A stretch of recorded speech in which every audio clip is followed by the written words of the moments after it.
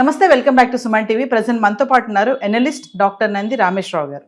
నమస్తే సార్. నమస్కారం sir, Trump గురించి మాట్లాడుకుంటే నేను ట్రంప్ అనగానే మీకు కోపం వస్తుందేమో. అంటే ట్రంప్ వచ్చినప్పటి నుంచి ఒకటే వీడియోలు మాట్లాడుతున్నావు నవీన అని చాలా వీడియోస్లో మీరు చెప్తూ ఉన్నారు. అంటే మళ్ళీ ఎందుకు అడుగుతున్నానంటే రీసెంట్గా ఒక వార్త వచ్చింది సార్.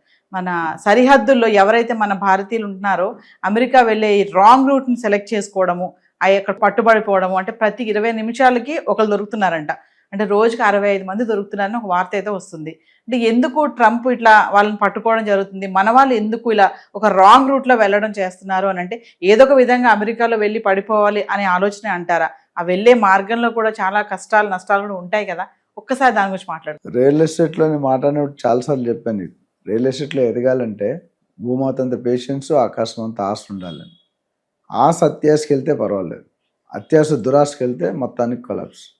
ట్రంప్ గారు ఏంటంటే తీగ లాగితే డొంక కదిలిందని ఒక సామెత ఉంది. ఆయన ఏంటంటే ఇవాళ మీరు ఈ విషయం చెప్పడం అనేది పెద్ద నాకు ఆశ్చర్యకరంగా లేదు, ఇంకా ముందుకు చాలా రానున్నాయి. సో ఇది నథింగ్ సర్ప్రైజ్ టు మీ. మీకు యాంకర్గా మీకు సర్ప్రైజ్ ఉంటుంది, నాకైతే సర్ప్రైజ్ లేదు. ఎందుకంటే ఆయన ఏదో ఒక రోజు వార్తల్లో ఉండాలనుకుంటాడు. మన లోకల్లో కూడా కొన్ని పొలిటికల్ లీడర్స్ ఉంటారు, రీజన్ ఉండదు, కారణం ఉండదు. సినిమా యాక్టర్స్ కానీ, సెలబ్రిటీస్ కానీ, స్పోర్ట్స్ స్టార్స్ కానీ, they want to be always simple. మొన్న ఆయన శివాజీ గారి ఇష్యూ కానీ.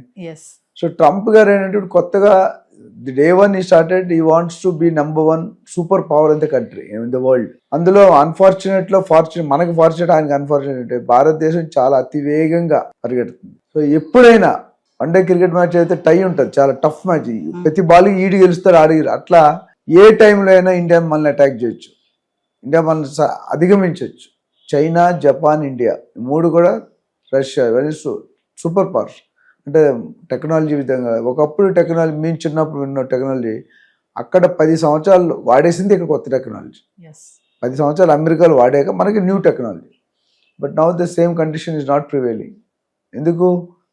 యూర్ ఆల్సో లిటరసీ పెరుగుతుంది, చదువు పెరుగుతుంది, జాబ్స్ పెరుగుతున్నాయి, ఐక్యూ లెవెల్స్ పెరుగుతున్నాయి. ఇంతకుముందు కూడా చెప్పాను, every 4th engineer in America is from India. Every 4th engineer from India is from South. Every 4th engineer from South is from United Andhra Pradesh. This is analysis. Similarly with the doctor and other restaurant people. So ఈ కొత్తగా ఈ వీసాని postpone చేశారు 2027 సంవత్సరానికి. Already గత 1 yearగా ఎన్నో వీసాలు రద్దు చేశారు, వాయిదా వేసుకుంటూ వచ్చారు. ఇప్పుడు 12 నుండి 16 నెలలు 17 నెలల్లో పోస్ట్పోన్. అంటే ఇంకెవరు రావద్దు అని డైరెక్ట్ మక్కుమే చెప్తున్నాడు. అంటే ఇల్లీగల్ ఇమిగ్రెంట్స్ అందరినీ కూడా అరికట్టాలి. ఎందుకంటే ట్రంప్ ఎప్పుడైతే వచ్చారు అధికారంలోకి, ఫస్ట్ సైన్ చేసిన ఎగ్జిక్యూటివ్ ఆర్డర్ కూడా ఇదే కదా సార్. ఎలక్షన్ గెలిచిందే అది నినాదం. అండ్ ఇక్కడ లోకల్గా మీరు గమనించాల్సిందంటే సొంత దేశస్తులు, అంటే own residents of America are not happy with mister Trump. ఎందుకంటే మనం ఎదుటోడు సామెత ఉంది, నాకు ఒక్క కన్ను తీసినా పర్లేదు, ఎదుటి అమ్మాయికి 2 కళ్ళు తీసాను. అంటే నాకు లాస్ అయినా పర్లేదు. ఎంత లాస్ అంటే 80% ఆఫ్ రెవెన్యూ ఇస్ లాస్. ఈ లాస్ట్ 1 yearలో ట్రంప్ గారు వచ్చిన తర్వాత ఇండియన్ పేరెంట్స్, ఇది చాలా వాల్యుబుల్ ఫిగర్, 55,000 కోట్లు సుమారు మిగిలిపోయారు ఇండియాకి. అంటే అంత రెవెన్యూ యూఎస్కి వెళ్ళాల్సింది వెళ్ళలే. యూఎస్ అనేది మోజు. అంతకుముందు కూడా నీకు ఒకసారి చెప్పాను, బ్రహ్మానందం గారు సినిమాలో ఉంటాడు, బ్రహ్మానందం ఎంఎస్ అని ఉంటాడు. ఆ అత్తగారు ఎంఎస్ అంటే మంచి డాక్టర్ కదా అని పిల్లని ఇచ్చారు, పెళ్లి చేశారు, కట్నం ఇచ్చారు, అయిపోయింది. అప్పుడు అమెరికా 5 కోట్లు 10 కోట్లు కట్నం. ఒకరోజు అమెరికా వెళ్ళారు బ్రహ్మానందం గారు, బెంచ్ కార్లు దిగారు, మళ్ళీ వచ్చాడు, సైలెంట్గా కూర్చొని లోనికి వెళ్ళాడు, బాత్రూమ్ స్వీపర్ డ్రెస్ వేసుకొని వచ్చాడు. అర్థం కాలేదు, నువ్వు ఎంఎస్ అన్నా, మెయిన్ స్వీపర్ అన్నాడు. అంత క్రేజీ ఉండేది అమెరికా అంటే. ఇప్పుడు ఆ క్రేజీ కాస్త మన వాళ్ళకి ఇంట్రెస్ట్ పోతుంది, ట్రంప్ కూడా పోగొడుతున్నాడు. They don't want other country, not only India, మిగతా కంట్రీలు కూడా, మెక్సికో, జపాన్, చైనా, ఇండోనేషియా అన్నిట్లో కూడా ఇల్లీగల్. అయితే మన వాళ్ళు తెలుసుకోవాల్సింది ఏంటంటే ఈ ఇల్లీగల్గా వెళ్ళడం కరెక్ట్ కాదేమో. ఎందుకంటే నిప్పుతో చెలగడం అంటే ఎవ్రీ డే ఎప్పుడు నేను పట్టుకుంటాడు, అరెస్ట్ చేస్తాడు, బేడీలు వేస్తాడు, కొడతాడు, తిడతాడు. కొట్టడం అంటే లేదు, బేడీలు వేసినా మనం లాస్ట్ వీడియోలో మాట్లాడాం మనం.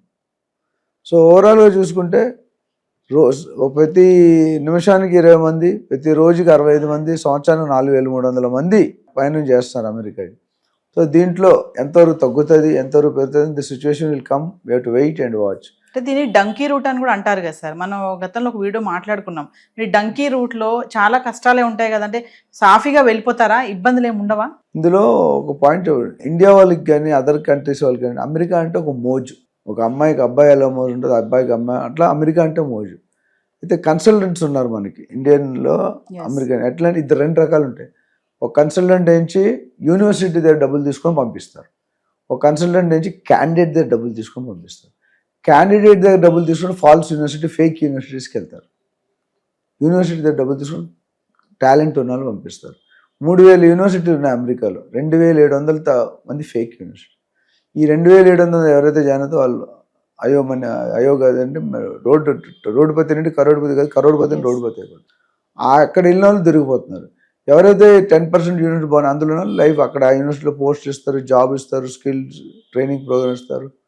సో ఓవరాల్గా చూసుకుంటే కనుక ట్రంప్ తీసుకునే నిర్ణయాలు మనకే కాదు మొత్తం యావత్ ప్రపంచం, ఇవన్నీ పక్కన పెడితే వాళ్ళు ఓన్ దేశస్తులకే బైఅవుట్ స్కీమ్ చేశారు. గవర్నమెంట్ జాబ్ పీకేసీ ప్రెసిడెంట్ ఉంటుందా వితౌట్ ఎనీ రీజన్? 8 నెలలు శాలరీస్ నువ్వు వెళ్తావా అని తీసేయమంటావా అని, వేగంగా ఉంటావా సస్తావా అంటే చచ్చిపోతాడు. మరి బాగా అంటున్నాడు Trump, make America great again అంటూ. మళ్ళీ అమెరికన్స్ ఎందుకు ఎగనెస్ట్గా ఉంటున్నారు ట్రంప్కి? అంటే మరి ఏం చేసినా మా సిటిజన్స్ కోసమే అని చెప్తున్నాడు కదా సార్. మరి చెప్తున్నాడు, ఇప్పుడు తెల్లగా కనిపించేవన్నీ పాలు కాదు, నల్లగా కనిపించేవన్నీ నీళ్ళు కాదు.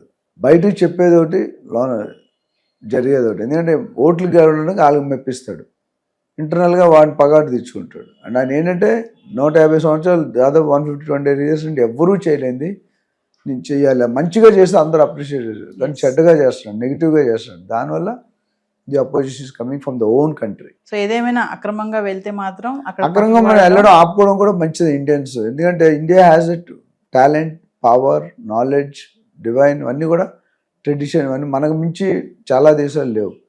ఇంత గడబడైనా సరే కూడా భారతదేశం 50% ట్యాక్స్ చేసినా they are still able to survive. So మనకు అంత సత్తా ఉన్నప్పుడు మనం let us prove, let us develop our own country. Thank you, sir. Thank you.